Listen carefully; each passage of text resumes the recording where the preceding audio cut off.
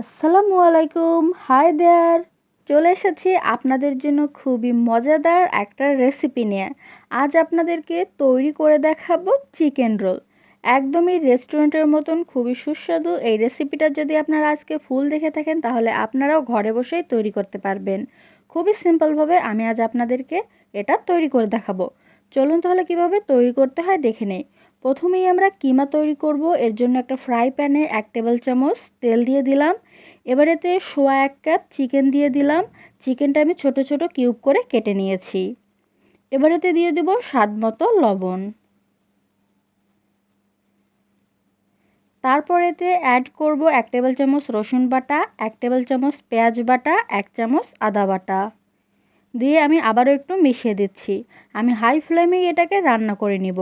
এবার 1 চামচ গরম মশলা গুঁড়া দিয়ে দিলাম। এরপর দিব 1 টেবিল চামচ সয়া সস। দেখুন চিকেনটা থেকে কিন্তু অলরেডি পানি বের হওয়া শুরু করেছে। এই পানিতেই আমরা প্রথমে এটাকে সিদ্ধ করে নেব। 1 চামচ গোলমরিচ আর 1 টেবিল চামচ চিনি অ্যাড করে নিলাম আর 1 চামচ লেবুর রস। এবার এতে অ্যাড করব 1 টেবিল চামচ টমেটো সস। এখন এই পানিটা শুকিয়ে যাওয়া পর্যন্ত আমি এভাবে চিকেনটা রান্না করে নেব। আপনারা ততক্ষণে চাইলে আমাদের চ্যানেল সাবস্ক্রাইব করে দিতে পারেন। পাশে থাকা বেল আইকনটা অবশ্যই হিট করবেন। দেখুন পানিটা কিন্তু শুকিয়ে গেছে। এখন এটাকে সিদ্ধ করার জন্য এতে আমি দিয়ে দিব হাফ কাপ পানি। এবার এই পানিটা যখন অর্ধেক হয়ে আসবে তখন এতে আমি পেঁয়াজ কুচি অ্যাড করব। এবার আমি আঁচ কমিয়ে মিডিয়াম করে দিয়েছি। ভিউয়ার্স পানিটা শুকিয়ে অর্ধেক হয়ে গেছে। এখন আমি পেঁয়াজ কুচি দিয়ে দিচ্ছি 500 গ্রাম পরিমাণে। এবার এই পেঁয়াজটা একদম নরম হয়ে যাওয়া পর্যন্ত আমরা এটাকে রান্না করে নিব। আমি একটু ভালো করে নেড়ে দিয়েছি। এখন মিডিয়াম টু লো ফ্লেমে এটাকে রান্না করতে থাকবো। আপনারা চাইলে আমাদেরকে ফেসবুক, ইনস্টাগ্রাম আর টিকটকেও কিন্তু ফলো করতে পারেন। প্লিজ আপনারা ফলো করে দিবেন। ভিউয়ার্স আমাদের কিমাটা রেডি। দেখুন পেঁয়াজটা একদমই নরম হয়ে গেছে, মাংসটাও খুব ভালোভাবে কুক হয়ে গেছে আর পানিটা একদমই শুকিয়ে গেছে। এখন চুলাটা অফ করে দিচ্ছি। এবার আমরা ব্যাটার তৈরি করব রোলের রুটি বানানোর জন্য। প্রথমে আমি 2 কাপ পরিমাণে ময়দা নিয়ে নিচ্ছি। এরপর এতে দিয়ে দিব স্বাদ মতো লবণ, একটা ডিম আর অ্যাড করব পানি। তবে পানি আমি পুরোটা একসাথে দিব না, আমি অল্প অল্প করে পানি দিয়ে মিক্স করতে থাকব। অল্প অল্প পানি দিয়ে এই ব্যাটারটা তৈরি করে নিতে হবে। একসাথে অনেক বেশি পানি দেওয়া যাবে না, তাহলে এটা অনেক বেশি পাতলা হয়ে যাবে। এই ব্যাটারটা খুব বেশি একটা থিকও থাকবে না, আবার একদম পাতলাও হবে না। ভিউয়ার্স আমি এখানে 2.5 কাপ পরিমাণে পানি অ্যাড করেছি। আমি 2 কাপ ময়দায় 2.5 কাপ দিয়েছি, তবে আপনাদের কিন্তু একটু কম বা বেশিও লাগতে পারে। এর জন্যই ট্রাই করবেন পুরো পানিটা একসাথে না দিয়ে অল্প অল্প করে দিবেন আর একটা হুইস্ক দিয়ে এটাকে ফেটাতে থাকবেন। আমি আপনাদেরকে দেখিয়ে দিব এই ব্যাটারের কনসিস্টেন্সিটা কতটুকু রাখতে হবে। আমি আবারও এতে আরও হাফ কাপ পানি অ্যাড করে দিচ্ছি। এই ব্যাটারটা তৈরি করার পর এটাকে বেশিক্ষণ ভিজিয়ে রাখার প্রয়োজন হয় না, সাথে সাথেই রুটিগুলো ভেজে নেওয়া যায়। আমি আপনাদেরকে এবার কনসিস্টেন্সিটা দেখিয়ে দিচ্ছি। দেখুন এটা একদম পানির মতো পাতলাও নয়, আবার অনেক বেশি ঘনও নয়। এইরকম কনসিস্টেন্সিতে রেখেই এটা রুটিটা তৈরি করে নিতে হবে। চলুন এবার রুটিটা তৈরি করে নিই। প্রথমে একটা ফ্রাই প্যানে আমি একটা ব্রাশ দিয়ে অল্প একটু তেল ব্রাশ করে নিলাম। এরপর আমি একটা গোল বড় চামচ দিয়ে এতে 1 চামচ ব্যাটার দিয়ে দিব, অথবা আপনারা চাইলে মেজারমেন্ট কাপও এখানে ইউজ করতে পারেন। এভাবে ফ্রাই প্যানটার হ্যান্ডেলটা ধরে ঘুরিয়ে নিতে হবে আর একদম লো আছে এগুলো 2 সাইডটি হালকা সাদা হয়ে যাওয়া পর্যন্ত ভেজে নিতে হবে। অনেকেই কিন্তু এটার এক সাইড ভেজে নেয়, অন্য সাইডটা ভাজার প্রয়োজন মনে করে না। তবে আমি মনে করি এটা যদি আপনারা 2 সাইড ভেজে নেন তাহলে অনেকগুলো রুটি একসাথে ভাজার পর যখন একটার উপর একটা রাখবেন তখন আর রুটিগুলো একসাথে লেগে বা এঁটে যাবে না। এর জন্যই আমি সবগুলো রুটিরই 2 সাইড 30 সেকেন্ড করে অথবা সাদা হয়ে যাওয়া পর্যন্ত ভেজে নিচ্ছি। এক সাইডটা সাদা হয়ে গেছে, 30 সেকেন্ড ভেজে নিয়েছি। অন্য সাইডটাও আমি 30 সেকেন্ডের মতন এটাকে ভেজে নিচ্ছি। 2 সাইডটাই হয়ে গেছে, এখন আমি তুলে রাখছি। যে প্লেটে আমি রুটিটা তুলে রাখবো সেই প্লেটে আমি কিছুটা ময়দা ছিটিয়ে দিচ্ছি, যাতে এটা প্লেটের গায়ে লেগে না যায়। আর প্রতিটা রুটি উঠানোর পর এই রুটির উপরেও কিন্তু কিছুটা ময়দা ছিটিয়ে দিতে হবে, তারপরেই অন্য একটা এর উপর রাখতে হবে। আর প্রতিটা রুটি ভাজার আগে অবশ্যই অল্প একটু করে তেল ব্রাশ দিয়ে ফ্রাই প্যানে মেখে নেবেন।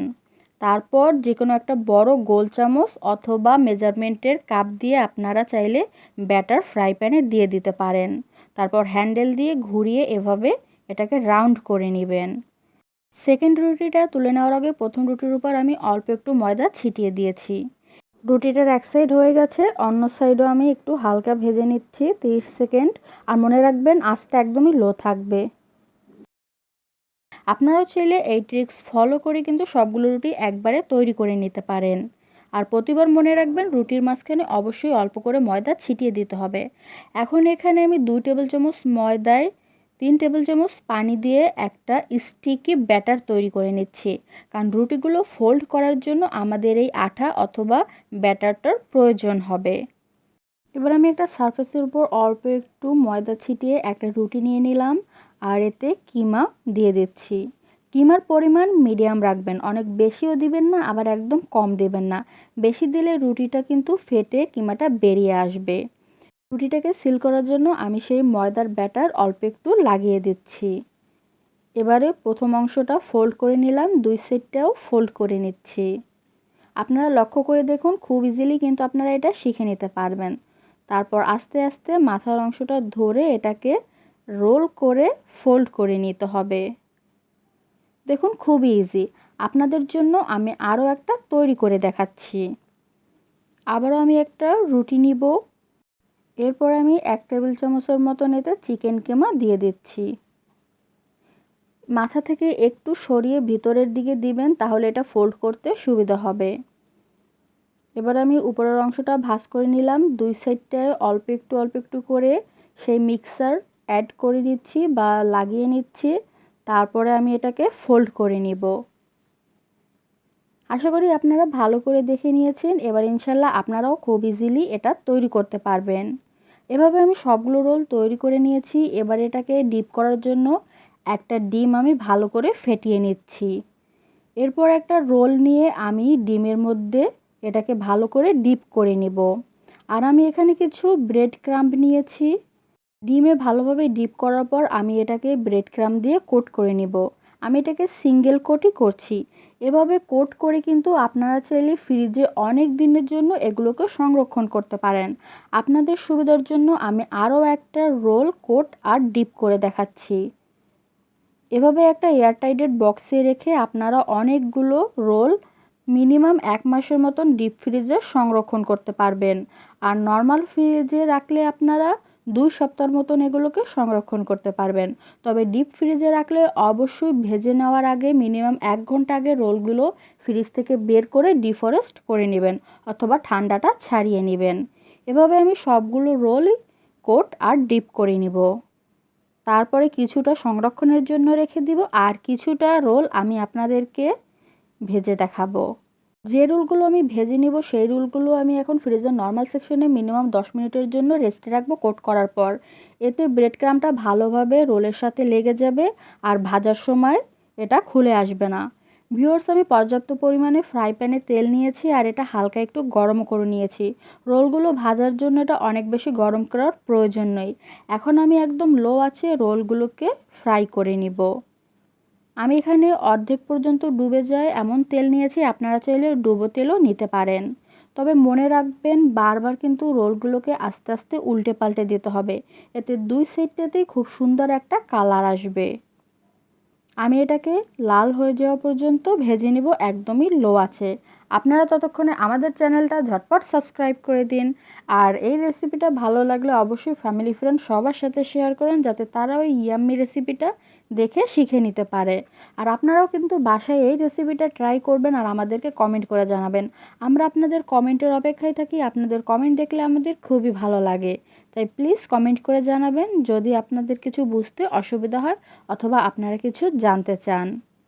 সো এভাবেই আমি উল্টে পাল্টে বারবার করে এগুলোকে ভেজে নিয়েছি আর এগুলো দেখুন একদমই লাল হয়ে গেছে। এগুলো রেডি হয়ে গেছে, আমি এবার তুলে নিচ্ছি। এভাবে প্রতি ব্যাচে আমি 2টা করে রোল ভেজে নিব। ভিউয়ার্স, আমি এখন আপনাদেরকে কেটে এটার ভিতরটা দেখাচ্ছি। দেখুন ভিতরটা পারফেক্টলি কুক হয়েছে আর দেখতে কিন্তু অনেক ইয়াম্মি লাগছে। সসের সাথে অবশ্যই বাসায় এটা ট্রাই করুন আর আমাদেরকে কমেন্ট করে জানান আমাদের এই রেসিপি আপনার কেমন লেগেছে। থ্যাংক ইউ সো মাচ ফুল ভিডিওটা দেখার জন্য। ইনশাল্লাহ নেক্সট কোনো ভিডিওতে দেখা হবে। সবাই সুস্থ থাকবেন, ভালো থাকবেন আর অবশ্যই লাইক শেয়ার কমেন্ট করবেন। আল্লাহ হাফেজ।